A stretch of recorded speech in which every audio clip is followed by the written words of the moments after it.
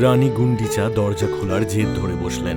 শেষ পর্যন্ত দরজা খোলা হলো, যার ফলে জানা গেল বৃদ্ধের ছদ্মবেশে আসা ভগবান বিশ্বকর্মা মূর্তি নির্মাণের কাজ অসম্পূর্ণ রেখে চলে গেছেন। রাজা ইন্দ্রদুম্ন বিশ্বকর্মার কথা না শোনা আর তার শর্ত না মানার জন্য অত্যন্ত দুঃখিত হলেন। তাই ভগবান জগন্নাথের হস্ত আর পাদুকা অসম্পূর্ণ।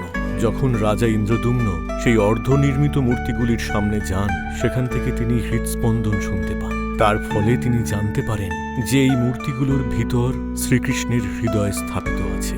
রাজা ইন্দ্রদুম্ন সেই মূর্তিগুলোর স্থাপনা করেন, যাঁদের আজ ভগবান জগন্নাথ, ভগবান বলরাম আর দেবী সুভদ্রার নামে জগন্নাথ ধাম পুরীতে পূজিত হন।